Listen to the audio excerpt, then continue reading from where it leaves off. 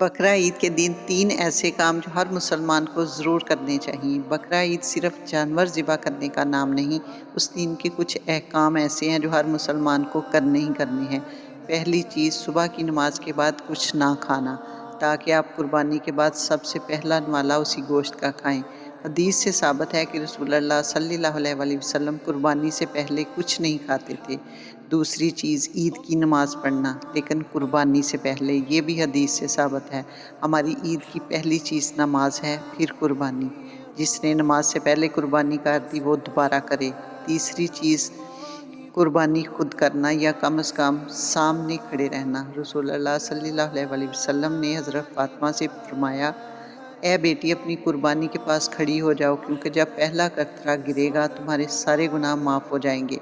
تو یاد رکھو، بقرہ عید صرف ایک رسم نہیں، یہ اللہ سے وفاداری کا امتحان ہے۔ کیا ہم پاس ہوں گے؟